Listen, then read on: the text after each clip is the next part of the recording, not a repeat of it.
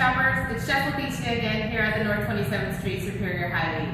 And today I'm going to teach you how to cook a steak on your stovetop. It's going to be phenomenal, folks. You're absolutely going to love it. This is a la Gordon Ramsay style is what I like to call it, because I actually learned this amazing technique from him. One of the great things about Gordon Ramsay is he has some amazing literature out there to actually be your own home chef. So I've actually learned how to cook an amazing steak through him. So today I'm going to show you how to cook that awesome steak. Now make sure you come over to the meat department anytime. I'm always back there to help make every meal in your house the best meal. And we have some amazing deals going on some steaks this week. So who says you can't have a great steak with any grill? Well, I'm going to show you how to. Okay, folks? So what we're going to use today is we're going to use our 8-ounce New York strips. I love the New York strips in our meat department, and our meat cutter is amazing the way he cuts these. What we're going to do to start off with is we're going to lightly season it with some salt and pepper. Just plain old salt and pepper. I like to get the ones that are in the grinder because you get a little bit of a more thicker salt, okay? And I love the pepper supreme. There's a little bit of other kinds of pepper in there, some peppercorns in there. You're going to love the way it tastes. I even push it in a little bit into the meat, make sure it's in there. Flip it over, repeat. Now you can even get the salt that actually is a little bit thicker than this and just sprinkle it on top if you have that kind of salt. Sea salt is great as well. Very simple. It's going to be an amazing taste.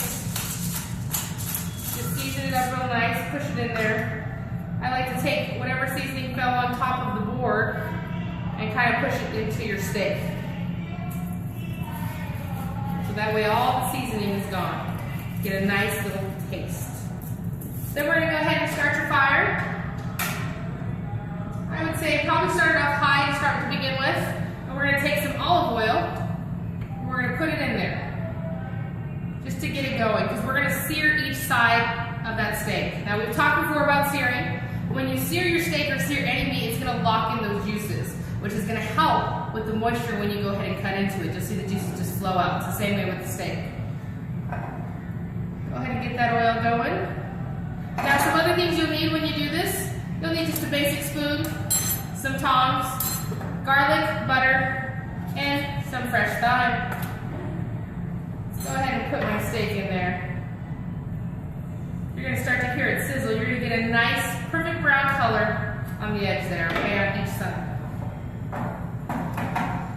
And if you have an open range stove, which is what I love, like a gas stove, you're going to love it because you can actually go ahead. I'm going to show you a technique there that's going to help you to get that perfect taste and that butter on that steak. So you can hear it start sizzling there.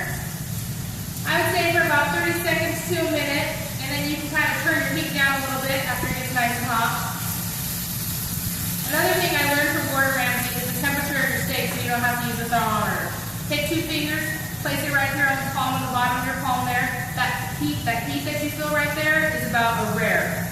Go right up to this area right here. That's going to be a medium rare. Go up a little bit more, and the temperature you feel there is going to be a medium. So you can always feel your steak with these 2 fingers, okay? Little technique that I learned from him watching some of his videos, reading some of his books. He's one of my favorite chefs. I absolutely love him.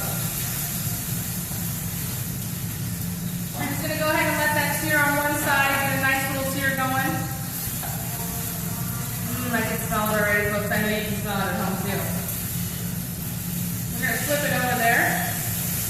Get that going. Now I'm going to put a little bit more olive oil across the way there.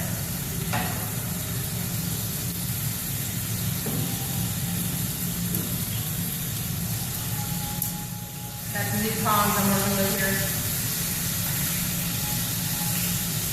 Now after it goes ahead and sears on the other side for about a minute, 30 seconds, you get your garlic ready. You press down on the garlic, it's going to easily come out. Another little trick there I just taught you.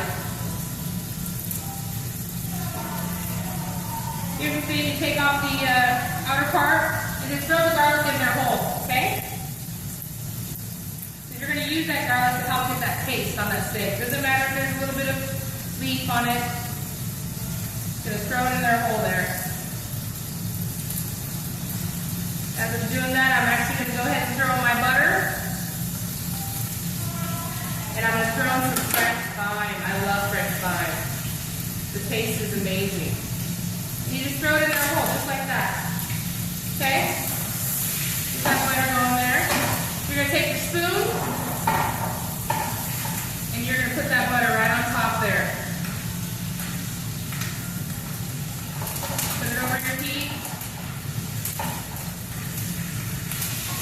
that steak nice and yummy. Oh, you can already smell it, folks. I'm telling you, it's going to be one of the best steaks you'll ever have. Now, another technique you can use, if you want to, if you have a thicker steak, 12 ounce, 16 ounce, you can go ahead and sear it first, finish it off in the oven. Okay, that's another way that a lot of people will actually do it. Some restaurants, when they have a thicker steak, they'll sear it, lock in those juices, and then they'll put it in the oven there. I'm going to get my tongs, I'm going to take that garlic clove that's in there, and I'm going to rub it right there on top of the steak. Get that garlic taste on there. It's going to be so amazing.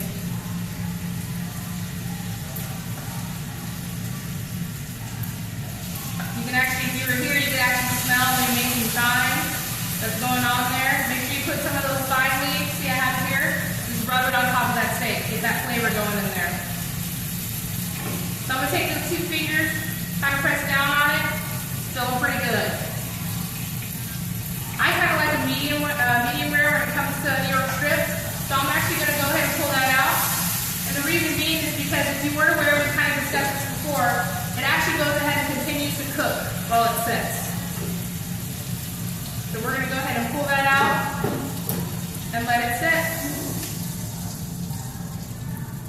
And I'll go ahead and put a picture up of the finished product, folks, so you can actually see once I go ahead and cut it open. I hope you learned a lot here with me today. And if you have any questions or you want any ideas for recipes or something to make something simple or easy in your home, feel free to shoot me an email. I'd love to help you out. As always, again, you know my motto, I'm here to make every meal in your house the best meal. Talk to you soon, and we'll see you next week. Have a good one. Oh, one last thing. Go Big Red.